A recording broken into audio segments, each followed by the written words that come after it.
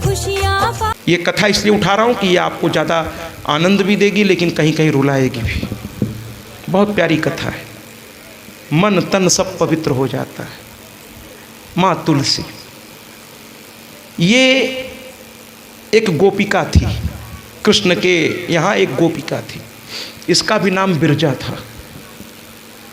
कृष्ण को मन ही मन चाहती थी, लेकिन जब कोई व्यक्ति किसी का पति हो जाता है तो वो दूसरी ओर उसका झुकाव होता नहीं, जो संस्कारी लोग हैं वो।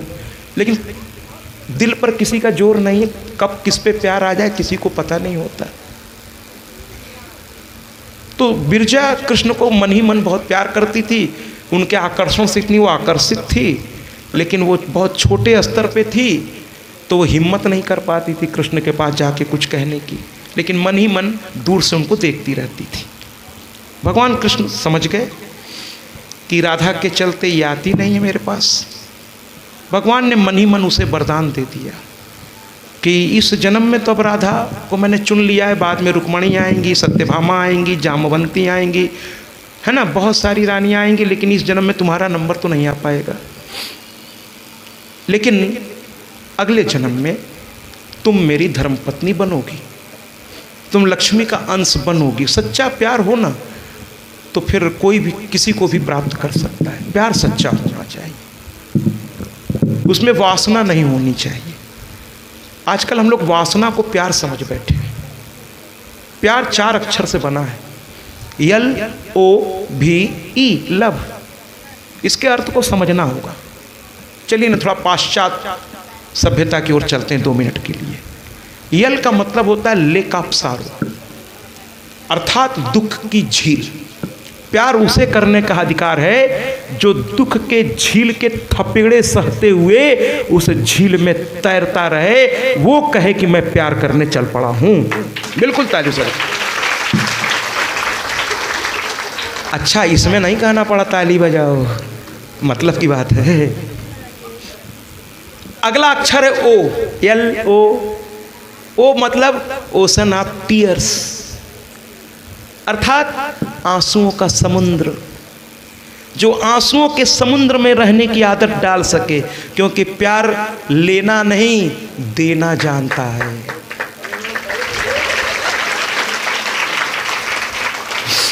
प्यार लेना नहीं देना जानता है। जो प्यार मांगे आपसे कि हमको दो, समझ लीजिएगा प्यार नहीं है, वासना है। ये तो मांग रहा है, प्यार लेता नहीं देता है। प्यार तो कहता है कि जहाँ हो जैसे हो खुश रहो, प्रसन्न रहो। तो ओ ओशन ऑफ टीयर्स, वी वैली ऑफ डेथ, मौत की घाटी। जो मौत की घाटी में जाने को तैयार हो, V for valley of death. जो मौत की घाटी में जाने को तैयार हो वो कहे मुझे प्यार होने जा रहा है। और ई द लाइफ ऑफ एंड, जिस दिन प्यार कर लिया समझ लीजिए आपके जीवन का अंत हो गया। आपका अस्तित्व आपका रहा ही नहीं, अब वो तो दूसरे का हो गया जिसको आप प्यार कर बैठे हैं। ये है इसका पूरा मतलब। आइए तुलसी की कहानी जल्दी जल्दी शुरू करें। माँ तुलसी की कथा। ये बिरजा प्यार में इतनी दीवानी हुई कि एक दिन इसने प्राणों का त्याग कर दिया। अभी कहा ना द लाइफ ऑफ एंड, प्राणों का त्याग कर दिया और वो विलीन हो गई उसकी आत्मा। फिर उसने एक जन्म लिया, वहां घनघोर तपस्या किया। ब्रह्मा जी प्रकट हुए। बिना तपस्या के कुछ नहीं होता। साधना करिए, पढ़ाई भी एक साधना है, तपस्या है। शिक्षा जिसने तपस्या की तरह किया वही IAS IPS और बड़े बड़े पदों पर सुशोभित होता है। जिसने शिक्षा को आनंद के रूप में लिया है वो फिर जीवन भर ऐसे ही रहता है। जीवन के शुरू के 24 साल जिसने मौज मस्ती की है, बाकी का जितना बचा जीवन है वो रोते हुए बिताता है। और जिसने जीवन के शुरू के 24 साल साधना की है वो बाकी के जीवन बड़े आनंद में रहता है। अब आप तय करो 24 साल की मस्ती ठीक है या बाकी के बचे हुए 64 साल 65 साल एसी में रहना है, अच्छी गाड़ी में चलना है, 10 लोग आपका सम्मान करें, बड़े पद पे आप हैं, उसका आनंद लेना है, या माँ बाप के पैसे पे 24 साल ऐश करना है? तय आपको करना है कि छात्र जीवन में ऐश करके अपनी ज़िंदगी बर्बाद करनी है या फिर साधना करनी है। आप तय करो, जीवन आपका है, आप तय करो कि 24 साल की मस्ती या बाकी के बचे 70-80 साल की मस्ती। तय आप कर लो कि कौन बड़ा है, 70-80 साल या 24 साल, मर्जी आपकी। ठीक है, तो यहां तुलसी ने साधना की, ब्रह्मा जी प्रकट हुए, कहने लगे पुत्री क्यों साधना कर रही हो? तो कहने लगे कि भैया, माँ कहने लगी, तुलसी, वो माँ अभी उसका नाम तुलसी नहीं था, अभी बिरजा ही समझ के चलिए, कहने लगी कि मुझे भगवान को पाना है। कहें देखो बड़े आदमी ऐसे नहीं मिलते, ब्रह्मा जी समझा रहे, इतना आसान नहीं है। कहें राधा को तो मिल गए, कह रहे राधा ने तपस्या किया है तब मिले हैं। बड़े आदमी के नज़दीक जाना भी बड़े सौभाग्य की बात है। किसी क्षेत्र में कोई आदमी अपना नाम बना ले और अगर उसके नज़दीक जाने का सौभाग्य मिले तो प्रसन्न हो जाइए कि आज मेरे घर का वो अतिथि हो गया, आज मेरे साथ, मैं उसके साथ बैठ के बात कर पा रहा हूँ या कर पा रही हूँ। बड़े लोगों के साथ बैठना आपके किसी पुण्य प्रताप का फल है। जब मिले ऐसा अवसर तो गंवाइए नहीं, क्योंकि ऐसे बड़े लोग जल्दी कहाँ मिलते हैं, इतने व्यस्त वो होते हैं, वो अपनों से नहीं मिल पाते, वो आपसे कहाँ मिलेंगे। समझ रहे हैं आप? तो जब मिल जाए मौका छोड़िए नहीं, उनसे नज़दीक जाइए, उनसे बात करिए, कुछ उनसे पा लीजिए, फिर वो चले जाएंगे, फिर हाथ नहीं लगेंगे। सुन लीजिए, हाथ नहीं लगेंगे। ठीक है, तो कुल मिलाकर के कहने लगी कि फिर उनको पाने का तरीका बताओ। ब्रह्मा जी से पूछ रही हैं, कहें बिटिया एक काम करो, पहले उनके दास के साथ रहो, देखो तो कैसे साधना की जाती है। लेकिन वो कहने लगी मैं तो स्त्री हूँ, पर पुरुष के साथ कैसे रहूँ? तो कहें इस जन्म में उससे विवाह कर लो। कहें कौन है वो दास जो भगवान के बहुत नज़दीक है? भाई भगवान को पाने का तरीका क्या है? जो उसका परम भक्त हो उसको पकड़ लीजिए, जो ज्ञानी भी हो, भक्त भी हो, वो धीरे धीरे आपका हाथ पहले तो पकड़ेगा नहीं। बड़े लोग जल्दी, इस तरह के जो भक्त होते हैं पकड़ते नहीं, दूर से बस प्रणाम करते। लेकिन अगर खुश हो गए आपके किसी बात से और आपका दामन थाम लिया तो फिर तो वो भगवान तक पहुंचा के ही छोड़ेंगे। बाकी आपकी साधना है, क्योंकि बिना आपके साधना के उनकी भी औकात नहीं है कि वो आपको पहुंचा दें। तो बिरजा ने कहा कि मुझे क्या करना? कहें इस शंखचूड़ से शादी कर लो। कहने लगी फिर क्या होगा? कहने लगे तुम कर लो, अगर मुझ पर भरोसा है तो मेरी बात मान लो। शंखचूर्ण राक्षस प्रवृत्ति का था, राक्षस वंश में उत्पन्न हुआ था, लेकिन नारायण का परम भक्त था। परम भक्त नारायण कवच हमेशा हाथ में धारण करता था, राजा था अपने राज्य का। ब्रह्मा के आदेश पे स्वयं चलकर आया और बिरजा को बड़े इज्जत के साथ, चूँकि उसने साधना की थी, देखिए इज्जत मिलना शुरू हो गई। साधना से प्रतिष्ठा प्यार सब मिलने लगता है। इस साधना का फल हुआ कि स्वयं राजा आया, वो भी ऐसा राजा आया और आ करके बिरजा को रानी बनाकर अपने घर ले गया। बिरजा दोनों पति पत्नी साथ में रहने लगे। शंखचूर्ण भगवान का बड़ा भक्त था, लेकिन नारायण के सिवा बाकी भगवानों को सताता था। नारायण के सिवा बाकी सबको सताता था। सभी देवता मिलकर नारायण के पास गए और कहने लगे महाराज आपकी तो पूजा करता है, लेकिन बाकी को तो ये कुछ समझता ही नहीं है। नारायण ने कहा ये तो गलत बात है, ये किसने कह दिया कि बाकी को न समझो? भाई सभी आदरणीय अपनी अपनी जगह पर। कहने लगे महाराज अब समझाइए ना आप। कहें देखो मैं समझाऊंगा क्या, वो समझेगा क्या? परिस्थिति उसको समझा देगी। कुछ दिनों के बाद उसकी उत्पात से घबराकर देवता शंकर भगवान के पास चले गए। कहें महाराज वो तो उनका भक्त है, इसलिए वो उनके खिलाफ खड़ा होने को तैयार ही नहीं है। भाई जो आदमी जिसको प्यार करता है उसके खिलाफ वो नहीं कुछ करना चाहता, ये स्वाभाविक है। तो कहें वो तो कुछ करने को तैयार ही नहीं है, तो अब आप ही कुछ करो। शंकर भगवान ने कहा ठीक है हम ही करते हैं, क्योंकि ये बहुत ज़्यादा कर रहा है बदमाशी। वो त्रिशूल ले करके चल पड़े और उसके महल में जाकर त्रिशूल गाड़ के बैठ गए शंकर भगवान। और अपने एक गण को भेजा कि जाओ कह दो शंखचूड़ से कि मैं आया हूँ, युद्ध करे मेरे साथ। गण गया, ये राज सिंहासन पर बैठा था और भक्त के चेहरे पे एक अजीब सी चमक होती है महाराज। शिव का गण, शिव का गण, गण माने शिव का ही अंग, वो इसके चमक को देखकर आश्चर्य में पड़ गया। कहा एक राक्षस में इतनी चमक, इतना तेज, भक्ति में इतना प्रताप होता है, इतना प्रताप होता है भक्ति में। हाथ जोड़ दिया, शिव का गण महाराज आपकी भक्ति में इतनी ताकत है कि भगवान के अनुचर भी आपको प्रणाम भगवान की तरह करने लगेंगे महाराज। लेकिन साधना करना होगा, संतों की सेवा करनी होगी, शास्त्रों के नियमों का पालन करना होगा। ऐसे बड़े बड़े यज्ञ अनुष्ठान स्वयं के बल पर कराने होंगे, स्वयं के बल पर। तब बिना कुछ किए आप चाहते हैं हमको मिल जाए लेकिन हम कुछ करें ना, तो ऐसा थोड़ी होगा, ऐसा कुछ नहीं होगा। तो कुल मिलाकर के महाराज, और मैं आप सबका आह्वान करता हूं, अकेले नहीं हो पा रहा है तो ये मत कहिए कि हम नहीं कर सकते। अरे 10 लोग मिल जाइए महाराज, साथ ही हाथ बढ़ाना, एक अकेला थक जाएगा, 10 आदमी मिल जाएंगे तो एक की ताकत से 10 की ताकत मिलने पर बहुत ज़्यादा हो जाएगी महाराज। आप क्या नहीं करा सकेंगे, लेकिन बस अपने अपने ईगो में अपने अपने घर पे बैठे हुए हैं। कौन जाए किससे कहे हैं, और किसी से कहिए तो मजाक उड़ाएगा, ये सब सोच के लोग इकट्ठे नहीं हो पाते अच्छे काम के लिए, और बुरे काम के लिए बिना बुलाए आ जाते हैं। यही तो मुश्किल है। तो जब गलत काम करेंगे तो दुख उठाइए, कौन रोक रहा है आपको, करिए भोगिए, करिए भोगिए, लगे रहिए, ठीक है। तो कुल मिलाकर के शंखचूर्ण के पास जब ये गया तो प्रणाम किया, कहने लगा हमारे देव आए हैं।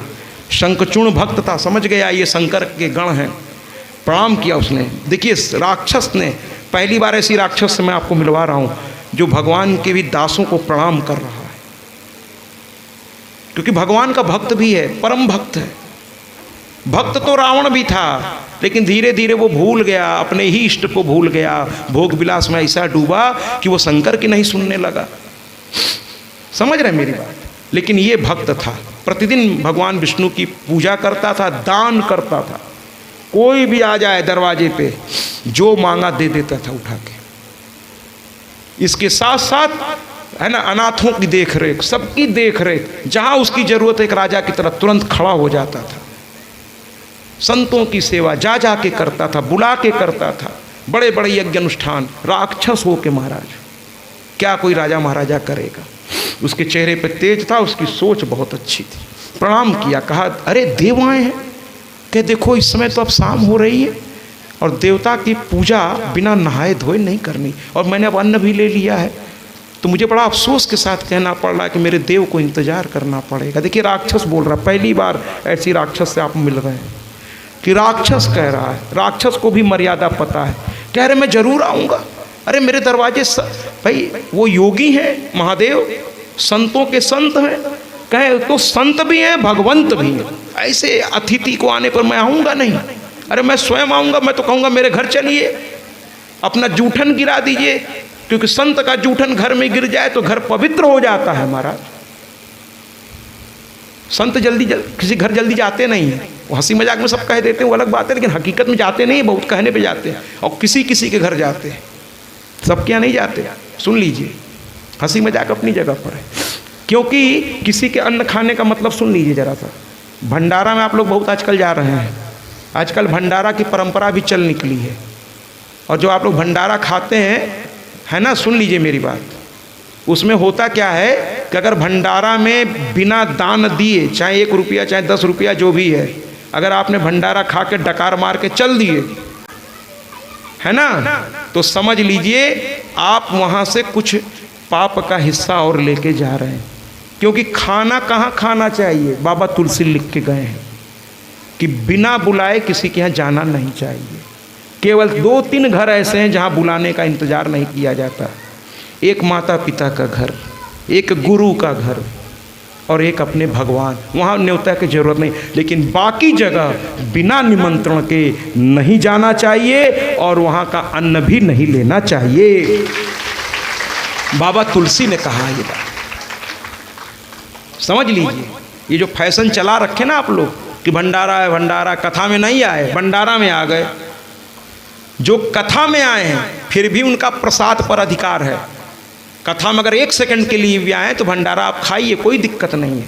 लेकिन जो कभी कथा में नहीं आए हैं, अगर वो भंडारा में आते हैं तो सुन लीजिए, वो आपके लिए प्रसाद नहीं है महाराज, सिर्फ आपके लिए भोजन है। आप भोजन की तलाश में आए हैं, वरना 9 दिन कथा चली आए को दिन झांकने, तो फिर भंडारा में आए हैं तो भोजन की तलाश में आए। प्रसाद आपको नहीं चाहिए, भोजन चाहिए।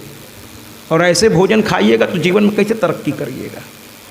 भंडारा खाइए, कोई बुराई नहीं है, लेकिन भंडारा कराने लायक ऐसे बड़े बड़े आयोजन भी करवाइए, और तब भी जाकर भंडारा खाइए भी और खिलाइए भी, तब तो मजा है, नहीं तो कोई मजा नहीं। कुल मिलाकर शंखचूर्ण का सुबह आऊंगा। सुबह हुई, स्नान किया, रोज का पूजा पाठ किया, दान दिया, दक्षिणा दिया, पंडितों की सेवा, संतों की सेवा, बड़ों का आशीर्वाद लिया, और आगे आगे अपने पुरोहित को किया। किसी बड़े से मिलने जाना हो तो 2-4 पंडितों को साथ लेके जाइए, विद्वानों को साथ। पहले के राजा महाराजा ऐसे करते थे। किसी संत का आगमन होता था तो अपने पुरोहित को आगे कर, कि कोई हमसे गलती ना हो जाए। और पुरोहित बाकायदा जाते थे थाल वाल लेके, वही बताएंगे ऐसे पैर धोइए, ऐसे अक्षत लगाइए, ये पुरोहित बताएगा। इनका ऐसे स्वागत करिए, संत हैं ये, पुरोहित रखिए। कोई संत आपके दरवाजे आ रहा हो, पुरोहित को रखिए, कहिए खड़े रहिए, बताइए, नहीं तो चूक हो जाएगी, अभी हमको सब गड़बड़ हो जाएगा हमारा, बताइए क्या क्या करना है, पुरोहित से पूछिए।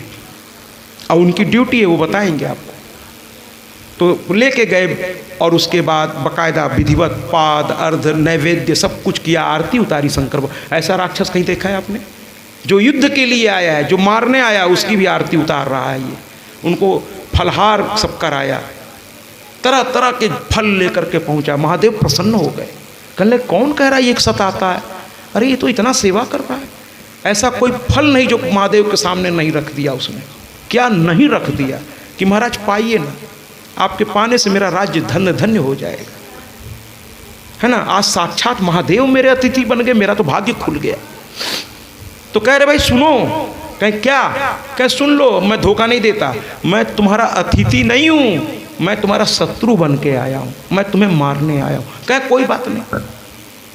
देखिए ऐसा राक्षस कह रहा है, कोई बात नहीं, आप दुश्मनी मन में रख के आए, कोई बात नहीं, लेकिन आपकी वेशभूषा संतों वाली है, और संत चाहे जिस भाव में हो, हम अपना भाव क्यों बिगाड़ें, हम उसे संत समझ के उसका सम्मान करेंगे, उसकी सेवा करेंगे। जाकी रही भावना जैसी हरि मूरत में, मेरा भाव मेरे पास, आपका भाव आपके पास। अभी युद्ध थोड़ी हो रहा है, अभी शत्रु आप नहीं हैं, आप संत हैं, अतिथि हैं, और स्वयं देवों के देव महादेव हैं। जी भर के पहले मेरे आतिथ्य को शिव, अतिथि घर में रह जाए महाराज, उसकी सेवा करिए। रोज रोज थोड़ी आएगा, आप जिंदगी थोड़े काटने आया आपके यहाँ, वो इतना खाली है क्या? अरे निकल जाएगा।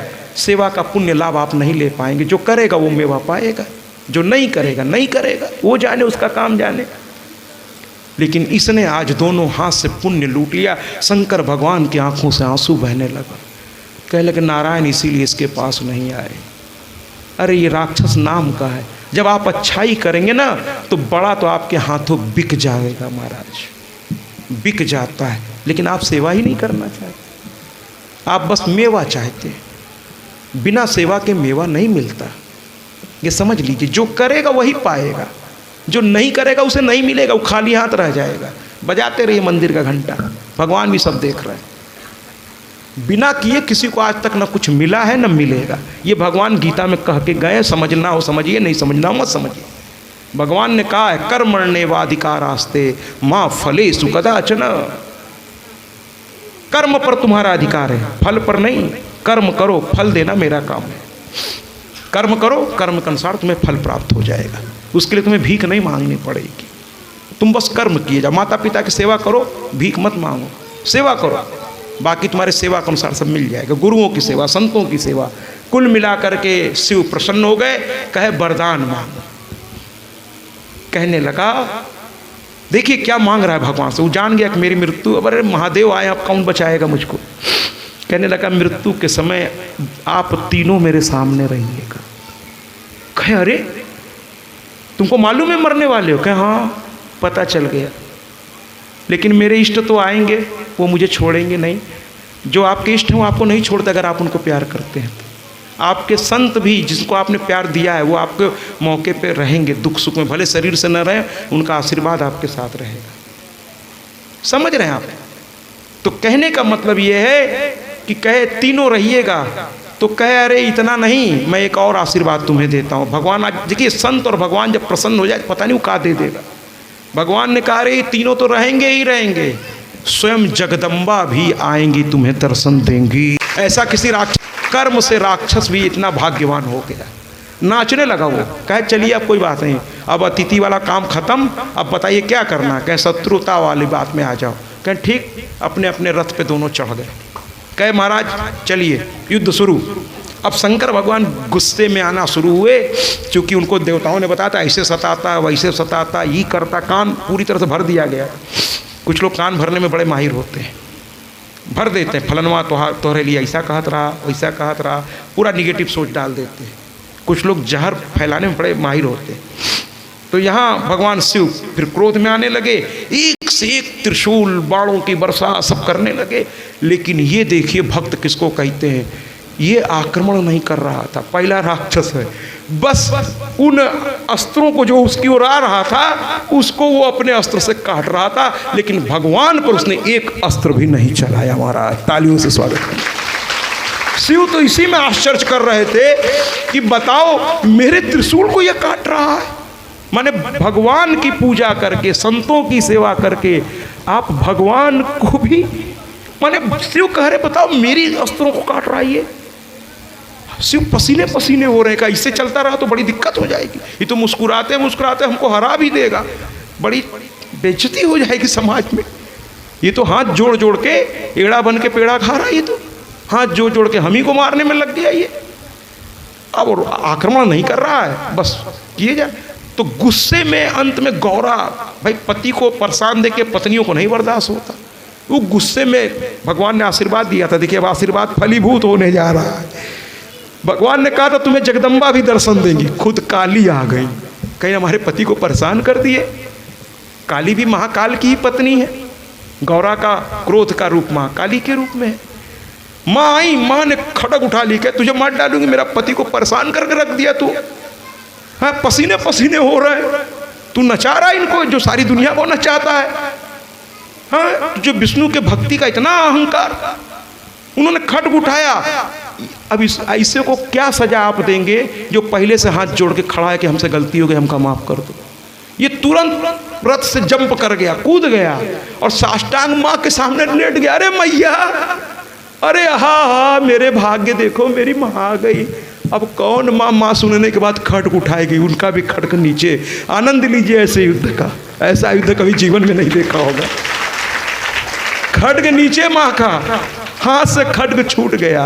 प्यार से बोलने पर तो पत्थर भी पिघल जाता है महाराज। जो प्यार के आवाज को भी ठुकरा दे, अब वो खुद सोच ले कि वो क्या है, क्योंकि प्यार से तो पत्थर भी पिघल जाता है। प्यार से पत्थर भी पिघल जाता है। माँ के हाथ से खड्ग छूट गया, आशीर्वाद की मुद्रा में आ गई माँ। शंकर भगवान कहे देखा बहुत चालाक है, लड़ने आई थी वो देखो आशीर्वाद दे रही हो, ऐसे ही भारी पड़ रहा आशीर्वाद भी दे रही हो, हमारी तरफ हो कि इनकी तरफ हो। माँ कही हम किसी की तरफ नहीं, हम धर्म की तरफ हैं। अब वो तो हाथ जोड़े खड़ा है, युद्ध करने को तैयार ही नहीं है मुझसे, तो मैं उस पर वार नहीं कर सकती। माँ ने भी हाथ हटा लिया। अंत में हुआ कि इस युद्ध का अंत कैसे हो। तो भगवान विष्णु के पास सारे देवता गए, इस खेल का अंत करो प्रभु, वो मरेगा नहीं क्योंकि वो आक्रमण कर ही नहीं रहा है, ये खेल बड़ा लंबा चल रहा है। भगवान ने कहा यार देखो मैं, मेरा भक्त है, मैं कुछ कर नहीं सकता। कहे आप समझ नहीं रहे हो, बड़ा सताता है दूसरों को। भक्त आपका जरूर है, सताता है दूसरों को। तो अंत में भगवान ने एक तरीका बताया, कहा देखो इसकी पत्नी जो है, सुन लीजिए आप सभी माताएं, कि अगर पत्नी अपने पति के सिवा कभी किसी और नज़र उठा के उसने अगर नहीं देखा है, तो उसके पातिव्रत में इतनी ताकत है कि जब तक उसका पातिव्रत पवित्र रहेगा, उसके पति का कोई बाल बांका भी नहीं कर सकेगा। सुन लीजिए, कल सावित्री की कथा सुनाऊंगा, वो भी और आनंददायक है। ठीक है महाराज, है ना? तो कहते हैं कि इसकी पत्नी बहुत पतिव्रता है, अपने पति के सिवा चली थी भगवान से विवाह करने, इससे ब्रह्मा जी ने करा दिया, इसी में वो खुश हो गई है कि जैसा भी है मेरा पति है, इसी की सेवा में रात दिन लगी रहती है, कुछ और सोचती ही नहीं। अब उसको भगवान भी नहीं चाहिए पति के आगे, वरना चली थी भगवान से विवाह करने। कहें उसका पातिव्रत तोड़ो, कहें महाराज आप जैसा छलिया ही कुछ कर सकता है। विष्णु भगवान कहें मतलब ये पाप हम ही से कराओगे, हमारा सत्यानाश हो जाएगा। कहे नहीं महाराज कुछ करिए, आप ही भेष बदलने में बड़े माहिर हैं, आप तो मोहिनी रूप धारण किए कि शंकर भगवान डगमगा गए। तो कहे आप बड़े भेषधारी हैं, नटवर लाल हैं आप, तो कुछ खेल खेलिए ना। भगवान ने कहा अब क्या करें, वक्त है, प्रेरित कर रहा है। अंत में भगवान शंखचूर्ण का रूप धारण कर लिए और भगवान चले आए और ढोल नगाड़ा बजाते हुए महल में प्रवेश किए कि हम ऐसा दिखाए कि हम जीत के आ गए। पत्नी आरती की थाल लेकर आ गई। छत्राणी, जब राजपूत जीत के आते थे तो छत्राणी थाल से स्वागत करती थी और तिलक लगाकर ये छत्राणियाँ अपने पति को युद्ध में भी भेज देती थी। ठीक है महाराज, तो थाल सजाकर महारानी खड़ी, मेरा पति आ गया, जबकि पति तो अभी युद्ध कर रहा है वहाँ। भगवान रूप बदल के चले आए और आ करके खड़े हो गए। उसने तिलक लगाया, माला पहनाया, अक्षत बरसाया और प्यार से उनका हाथ पकड़ के अंतःपुर में लेके चली गई। सेना अपनी इधर उधर हो गई, सेना मायावी थी, वो तो गायब हो गई। सेना तो वहाँ लड़ रही है, ये तो सब मायावी लोग हैं। अंतःपुर में ले जा करके विश्राम पे बैठाया, जल पैर वैर धोया और कुछ खाने को दिया और फिर बगल में बैठ के जैसे पत्नियां करती हैं कि कैसा रहा, महादेव से आप कैसे जीत पाए। तो कहे नहीं जीत कौन पाएगा महादेव को, हम दोनों में समझौता हो गया, वो अपने कैलाश चले गए, मैं यहाँ चला आया। कहने बहुत अच्छा किया आपने, अरे देवता है उनसे क्या लड़ना। फिर रात्रि हो गई, दोनों शयन करने चल दिए महाराज। जब शयन में वो गई और जैसे ही, क्योंकि उनका पातिव्रत भंग करना था भगवान विष्णु को, जैसे ही भगवान विष्णु ने उसको सीने से लगाया, ये समझ गई ये मेरा पति नहीं है। पत्नियां अपने पति के एक एक स्पर्श को जानती हैं, समझ लीजिए आप, वो समझ गई ये मेरे पति नहीं है। तुरंत धक्का दिया, अरे खबरदार, कौन है तू, कौन है तू। राम राम राम उछल के बिस्तर से बाहर आ गई। तेरी हिम्मत कैसे हुई, अभी तुझे श्राप देती हूं। भगवान थर थर कांपने लगे। पतिव्रता से भगवान भी डर जाते हैं। थर थर रूप में आके खड़े हो गए, कहे बाप रे तुरंत अपना रूप दिखाओ, नहीं तो पता नहीं कौन सा श्राप दे दे। कह रहे मैं विष्णु। कहे अब कुछ भी हो तुमने मेरा पतिव्रत भंग कर दिया, मुझे स्पर्श कर लिया और भी इस नियत से, नियत तुम्हारी ठीक नहीं थी, इसलिए मैं दोषी हो गई। और जैसे ही शंकर भगवान को पता चला कि उसका पातिव्रत भंग हो गया, शंकर ने त्रिशूल चलाया और शंखचूर्ण बेचारा मारा गया। हाँ, शंखचूर्ण मारा गया। बड़े दुख की बात है, या पत्नी को, और उधर उसको मार डाला गया। अब पत्नी क्रोध से पागल हो गई, कहने लगी बताओ, हम जिंदगी भर तुम्हारी पूजा करते रहे, हमारा पति रात दिन तुम्हारी पूजा करता था, तुम ही आके छल लिए हैं। कहते ना कि मुझे अपनों ने मारा, गैरों में कहाँ दम था। ये बात कई बार मैं कह चुका हूँ, मेरा नाव वहाँ डूबा जहाँ पानी कम था। लोग अपनों से सावधान नहीं रह पाते, गैरों से सभी सावधान रहते, लेकिन जब अपना वार करता है तो फिर आदमी बच नहीं पाता, क्योंकि पीठ पे मारता है ना वो। लानत है ऐसे अपनों को जो अपनों के ही पीठ पे छुरा मार देते हैं, लानत है। कुल मिलाकर के श्राप दिया, कह श्राप तो दूंगी, तुम पत्थर हो गए। जिसने जीवन भर तुम्हारी पूजा की, तुम्हारी आराधना किए, उसकी जान लेने के लिए तुम खुद नहीं जा पाए तो शंकर को भेज कर इधर चले आए, मेरी पतिव्रता भंग। जाओ, आज से तुम पाषाण हो जाओ। भगवान को श्राप लग गया, जाओ पत्थर हो जाओ। भगवान वहीं जमने लगे, घबराने लगे, कहे अरे रक्षा करो भाई। तो कहने लगी कि नहीं पत्थर तो तुम्हें बनना पड़ेगा। अरे तुम्हारा हृदय इतना पत्थर कि जो तुमको इतना प्यार करता है, तुम्हारे लिए जान देने को तैयार है, उसको ही तुम मरवा दिए। अरे डायन भी 2 घर छोड़ के चलती है, तुमने अपना ही घर बर्बाद कर दिया, अपने ही भक्त का। पत्थर हो जाओ। उस दिन से भगवान का जो शालिग्राम स्वरूप है महाराज, ये बिरजा के श्राप से है ये शालिग्राम स्वरूप, जो काले रंग में आपके घरों में विराजमान है। अब आप ताली बजा सकते हैं। शालिग्राम स्वरूप, शालिग्राम यानी बड़े श्राप भी देते हैं तो लोगों का कल्याण ही होता है। बिरजा ने यहाँ श्राप भी दिया तो सबका कल्याण कर दिया। भगवान का एक और स्वरूप हो गया शालिग्राम रूप में। तो कहने लगे कि देखो मैं अब अकेला नहीं रहूँगा, तुमने मुझे याद करो, तुम गोपिका हो। भगवान बड़ी दया से कह रहे हैं, देखो बात सुनो, क्षमा करो हमको। बड़े लोग क्रोध में नहीं आते, बड़े प्यार से क्षमा कर दो, गलती हो गई, लेकिन तुम अपने को भूल गई हो।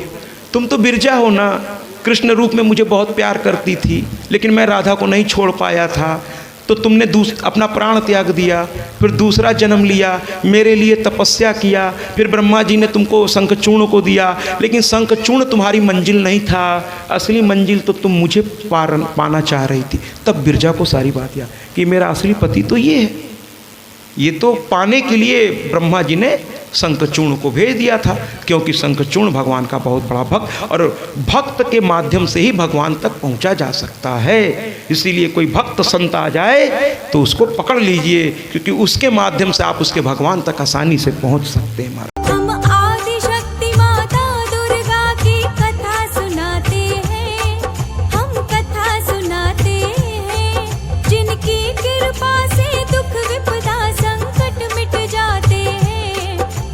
खुशियाँ पाते हैं, सुनते ही जिनका नाम असुर और खल घबराते हैं, माँ से थर्राते हैं, जिनकी कृपा से दुख विपदा संकट मिट जाते हैं, भक्त जन खुशियाँ